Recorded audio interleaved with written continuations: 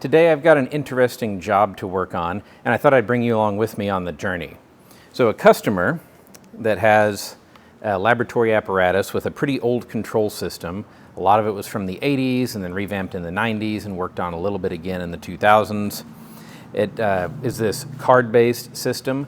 They had an issue and they sent this card to us to see if we could repair it and get their lab back up and running. So this is a vector card.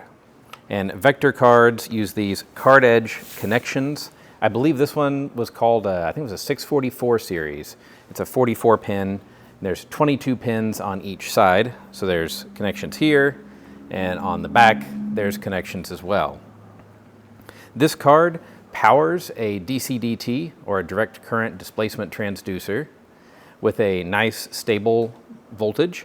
And then it takes a signal back from that transducer, amplifies it, inverts it, offsets it, does some various things with it, and shows on the front panel what the displacement is and where you are in the range of the instrument. Lets you do some things like offset the signal. I think there's 2 different gain settings. There's a few things on this card. Now, like a lot of laboratory equipment that's been around for a while, it's been modified and modified and modified. We'll notice that there's a switch here on the front that nobody really knew what it did, and you go to the back and it's actually, all the wires are clipped. So it's a nothing switch now. We'd say that's aped or abandoned in place. In other words, it was not removed. But looking at the card, it's kind of a mess of wiring. So we're going to see what we can see on this and try to get it fixed and test it out.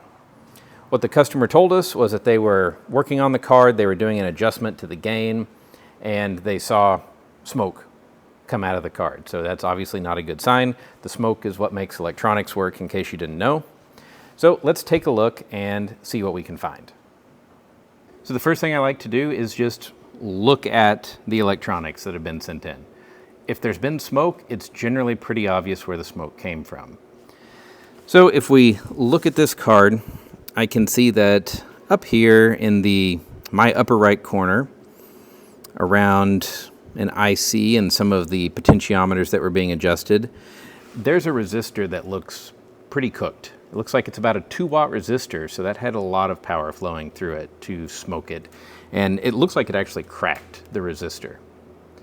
So now we know at least where the symptom is. We don't know what the root cause is. Resistors generally don't just fail. And since there was an adjustment being done to the card, there's something else that happened that caused the failure. But now we at least know some of the symptoms that need to be treated, and maybe we can get to the root cause. So the next step for me is generally to look at a schematic. I'm pretty lucky in this case in that there are some schematics available. So though this has been reworked and reworked over the years, there have been some records kept. Now the schematics do have a lot of hand annotations and maybe not totally complete, but it's certainly better than nothing and having to trace this entire thing out.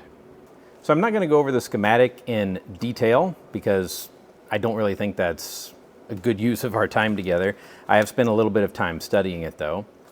And what it turns out is the burned resistor is right down here, this 6.8 ohm resistor. So we know that something was going on with this circuit. Now, I traced each of the connected pads. So on a vector card, it's 1 through 22, and on the back, it's A through Z, skipping a few letters. And I annotated where they were on the schematic, what they did. Now, luckily, the schematic did have them labeled, most of them, not all of them though. That's why I went ahead and traced it out. And these labels were correct. I found a few additional labels. So now I know enough to be able to test the card, enough to power the card up. So we need to actually repair what's going on here. And if we look, this is a voltage regulator circuit. So we take raw power coming in, we do some voltage regulation, and we have regulated power going out. So most likely when they were working on the card, there was an accidental short that caused too much current to flow through this circuit and cooked that resistor. So you can see I've started taking notes on this schematic. This will be my working document as I go along through the troubleshooting process. But I know that I need to replace the burned resistor, and I know that there's a good likelihood that since more current flowed through this circuit than was intended, enough to turn a 2-watt resistor into charcoal, that this voltage regulator would be suspect and this transistor would be suspect, though the transistor is fairly heavy duty. Now, the transducer and the voltage regulator are there. Luckily, they are both parts that were in stock at DigiKey, so we've got those on the way, and they should be relatively easy to change. They're inexpensive, and even if they do work, they may have been damaged by the excess current flowing, so we'll go ahead and replace those. But we need a way to test the card, so that's what we need to tackle next. So to test the card, I could solder temporary leads on to all of the pads that I want to monitor, but if I take a look at the schematic again, that's a lot of leads. So I've got plus or minus 15 volts for the analog circuitry and common, analog common. I've got digital 5 volt and digital common. I've also got the raw voltage in to the transducer, which is what was being regulated by that circuit until it fried. So just there's quite a bit, and then I need to be able to feed a test signal in to see if any of the analog electronics were harmed. I don't suspect that they were, because there's no obvious visible damage there. I'm thinking that the incident was mostly isolated to the 24 volt side, though we could be wrong. So we'll make a test fixture. Through the magic of editing, we have a test fixture. So Jonah was able to put this together for me really quickly, and he used our laser cutter to cut this out of hardboard and engrave what pins are what on these binding posts. This is a card edge connector that mates to the vector card, and it's all just connected up on the back. Now, this is terrible for signal integrity, but that's okay. We're not going for signal integrity here. I'm not trying to get low noise. I'm just trying to get the card powered up where I can give it a signal and see if a signal comes out the other end or if there's anything else wrong. Now, I'll have to use multiple lab power supplies to power this up because it requires 4 voltage rails for the entire card to come up.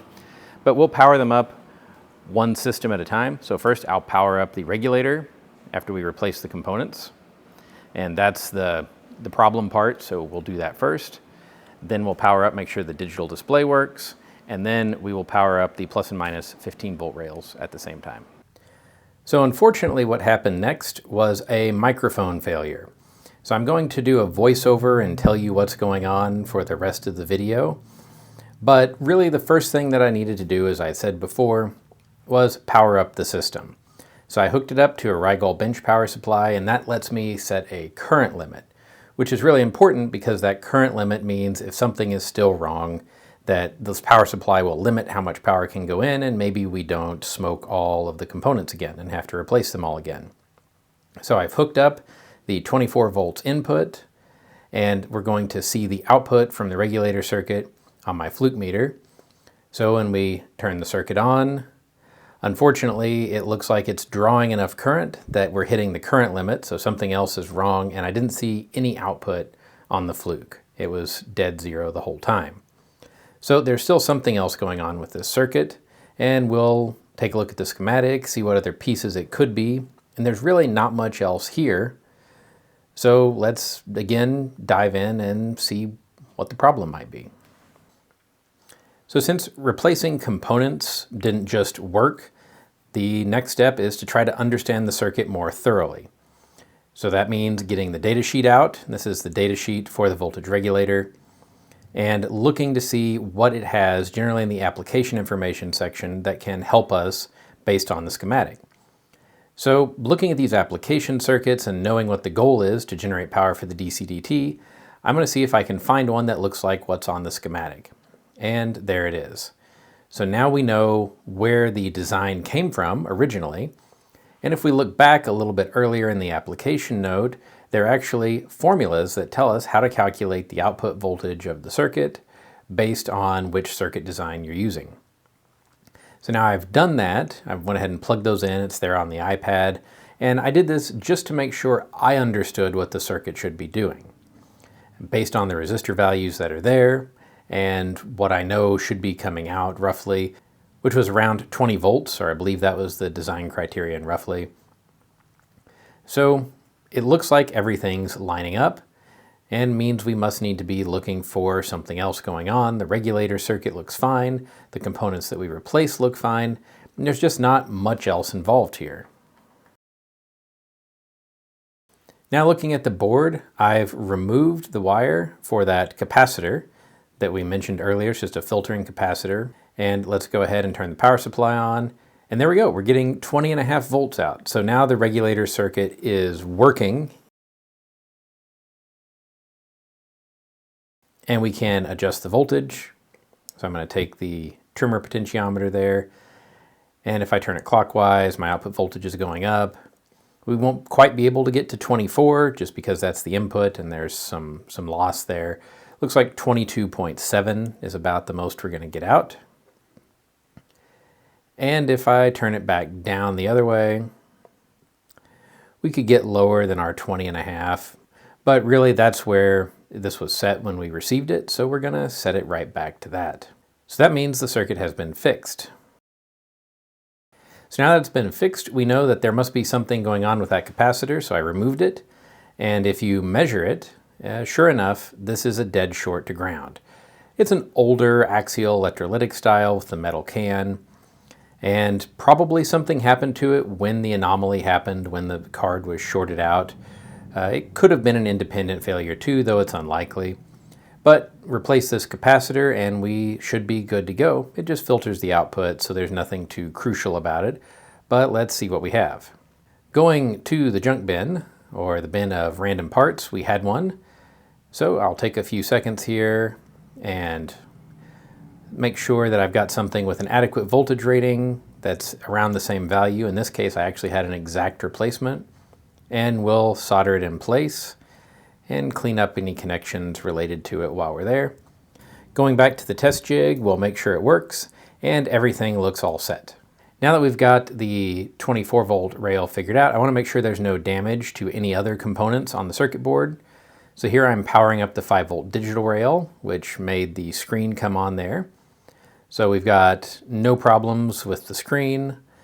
The 5 volt rail seems to be drawing a reasonable amount of current. And everything looks to be operating as prescribed there as well. So that leaves the analog side, which is driven by plus or minus 15. And that's going to be a little more complicated to test because I'm going to have to set up a signal coming out of our function generator to simulate the transducer, feed it in, power up all the analog electronics, and then see what's coming out and make sure that that makes sense with what we see on the schematic. So that'll be a little bit of a process. And here I'm starting to hook up and see where the analog signal goes through the card, following it in and out of different outputs,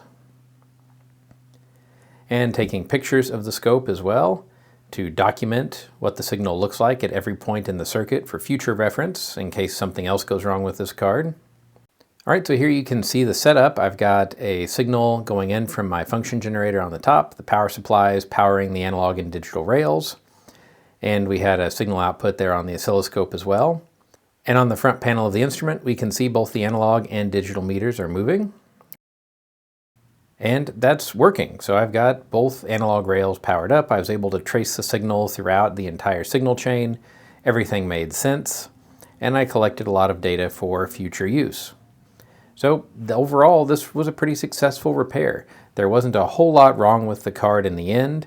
A few things that were maybe a little tricky to find, and a burnt out regulator circuit, but we were lucky enough that none of the hard to find obsolete analog components on this were burned out, and that the screen still works fine as well. I like to take my thermal gun and just look to make sure nothing else on the circuit board is excessively hot. In this case, we see mid-30s degrees Celsius on some of the chips. Not too atypical for some of these older instrumentation amplifiers that are running at close to their maximum voltage limits. We're running on plus minus 15 volts here. So everything looks good. So overall, we had a really successful repair here. We're able to take something in that we didn't manufacture and we hadn't really seen before other than having gone through that lab. And with the information that was available, go through, systematically troubleshoot the system, replace components, test it, find more components that were bad, replace those, and then verify operation of the entire system. Though I didn't show it, I did check the functionality of every single control on the front panel, and they all did exactly what we would expect. While we were doing this, we also recorded a lot of information for our documentation, so if this ever comes back in the future with a problem, we've got records of everything that we figured out. This is just one of those things that we do to help keep labs running. We provide this service both by being able to send equipment in, or if the equipment's too big, we'll come to the lab and work on it on site. I hope that you found this troubleshooting video interesting. I know I always really enjoy the process of troubleshooting, and I learn something about troubleshooting every time I watch somebody else do it. And we'll catch you on the next one.